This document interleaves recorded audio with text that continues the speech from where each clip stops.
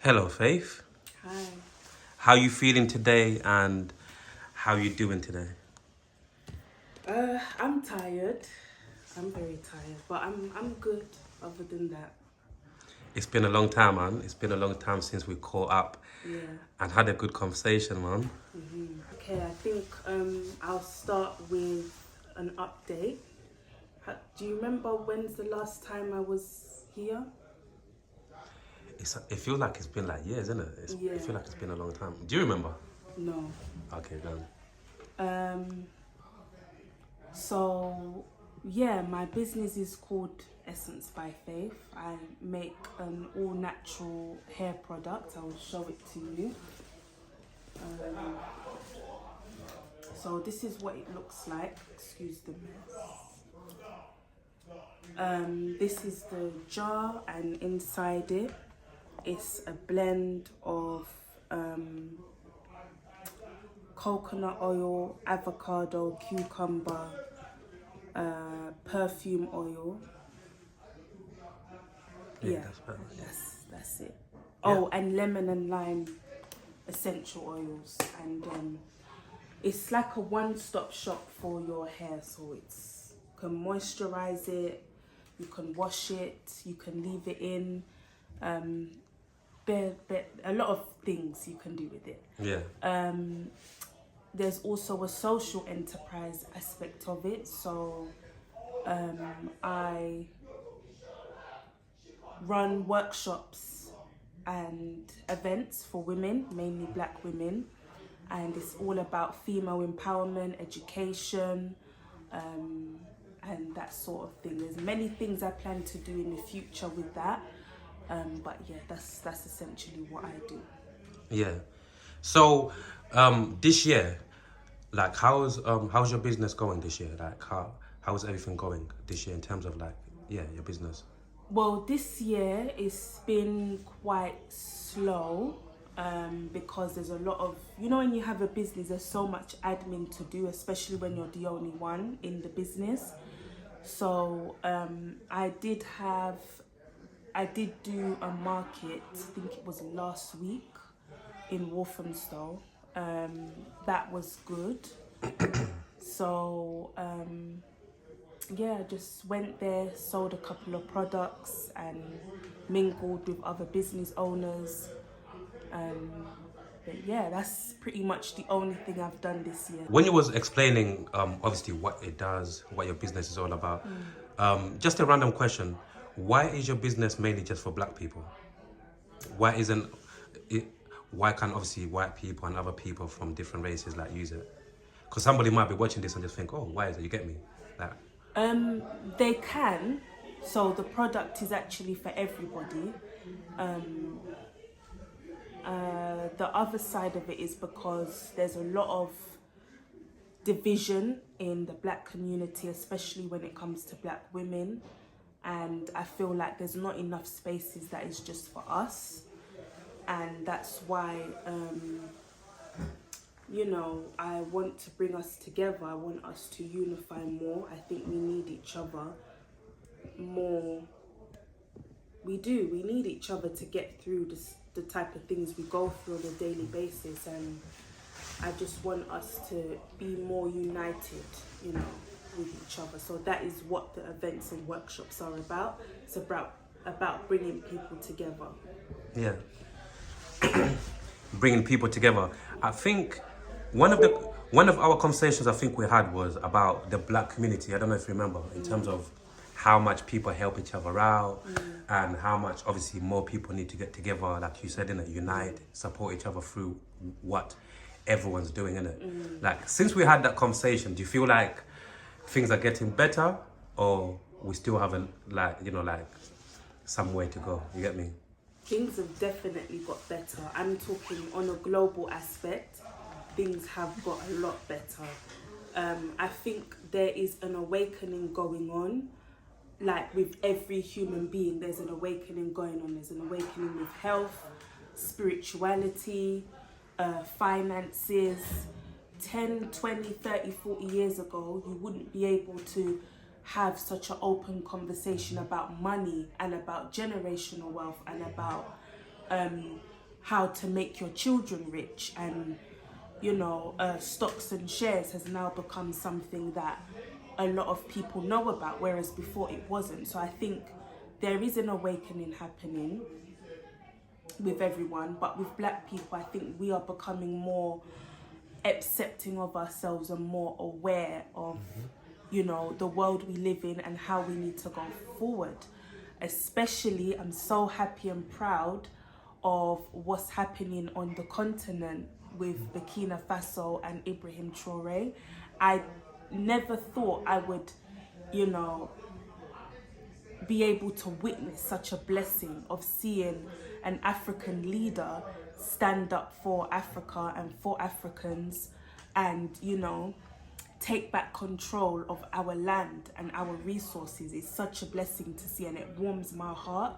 So, and the fact that all of us around the world was able to stand up for him and protest globally, to show the Europeans, to show other powers that are trying to bully him, we're not having it anymore, and we're standing up for him. So, and even locally as well in London, like there are more of us are becoming aware and conscious of ourselves. And when I say conscious of ourselves, I mean more of us are embracing our culture, we're embracing where we come from, and it's such a beautiful thing to see. But more work does need to be done, but it's a good start. I'm happy with what I see so far.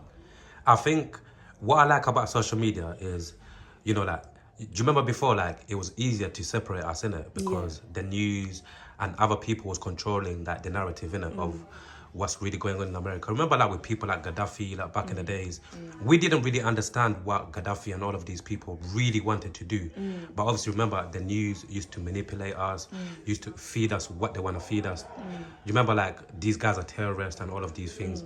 And they've ended up, these guys who wanted to make a change, for our continent, ended up getting killed, by these people because they're threatened. But what I love about the times that we're living in now, in a very positive way, all of us are on social media, we're sharing our knowledge together, and I feel like this is going to be one of the crucial, aspects of Africa, our continent, moving forward in terms of because a lot of us have got platforms, a lot of people can actually share, like I said, on social media, how they feel. You get me? And it's a beautiful thing, man. How was your life just in general, man? However you want to put it. Life in general, I'm in a transition right now. So, yeah, I graduated last year. Congratulations, by the way. Thank you. So, yeah, I'm happy about that. Let's break it down. What did you, obviously, whatever you want to share in it, you said you graduated, that's a big thing. I don't want us to just, go past it, you get me? Let's talk about it a little bit, man. What did you graduate in, and how long did it take you to graduate? So it took 3 years, and I did applied social science, youth and community work. So it's a very long title, it's so annoying to keep saying it, but essentially what it is about researching social science, so that includes politics, economics, sociology, and applying it to the community and the youth of today, how you're actually going to take that research and do something practical with it that's going to help people. It was a very interesting course. I thoroughly enjoyed it. It was hard because of the environment I was in, but it's good, and I'm happy that I did it. So, is there anything that you could share with us in terms of you feel like has developed you as a person, you even as a person just in general, in terms of how you move, how you look at life, all sorts? It could literally be anything about your personal journey right now. Yeah, definitely. So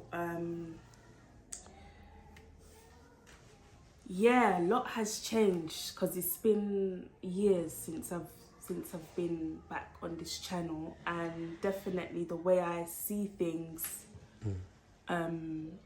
has changed from before. I'm I've always been a critical thinker. I've always been analytical, but I'd say I'm taking things in my stride more. I'm not like rushing anymore, or putting.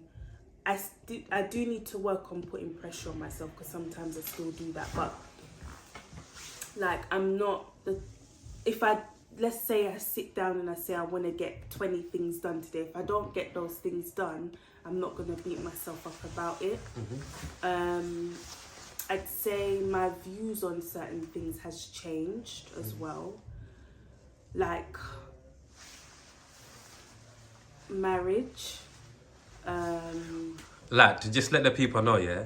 Like, before, what was your views on marriage before? And then obviously we can go on how your views was and how your views are to now, innit? So that people can get even a better picture. So when I was 18, 19 years old, I really wanted to get married so badly. I was looking forward to it, you know, and I was even preparing myself for it in a way by, you know, really working on myself, taking care of myself. But now I'm thinking like, is that really for me anymore? Because again, a lot of it is social media. I'm seeing, you know, a lot of married women are sharing their day-to-day life, and all I'm seeing is people struggling. And obviously marriage is not easy. It's not easy. Life is not easy. But I don't know, just the things I see and hear nowadays, it's making me question the thoughts and beliefs I had before. Yeah. Obviously, God is in control. God knows my future and what He's planned for me. But yeah, it just really made me want to cling on to my singleness. So let's get this right, yeah? The reason why you don't want to get married anymore, or you're having second thoughts about maybe potentially getting married, is because of what you're seeing on social media and what you're seeing, like in terms of like other married people coming out and talking about their marriage and talking about how tough it is. Is that what's putting you off? Not just that, men as well are putting me off. Men are putting you off. Yeah. This is not gonna be the first time. We've always had the bad rep in terms of like, you know, putting certain people off. Like, but what I see in my generation, it's just like, I don't know. Yeah. What I want to say as well is what I tried to do for myself, because if I compared my relationships to, obviously, I'm not saying you're doing this fully, by the way, I'm just saying in general, I think when we hear other people on social media and hearing their stories and etc., I try to say to people sometimes, we just need to be careful, because remember, not like what I said earlier, I always try to separate everybody's journey. If I really want something, then nobody can put me off it. I love that. But it's not just so much people sharing their experiences, also people, like for an example, people in healthcare professions who are, you know, they're looking after their patients, and they're saying, you know, the healthiest group of people on earth are married men, and the most unhealthiest group of people is married women. It made me think, who is marriage serving more? And that's the kind of, I'm not gonna sit here and say I'm never gonna get married, I'm never gonna, you know, I'm not gonna say never, but it's just making me think of the other side of it, you know, because before it was all positive, it was all like, yeah, this person's gonna come and change my life and things are gonna be easier and all of these things. But now it's like, this is the other side of marriage that I was not looking at. Yeah. Yeah. I understand.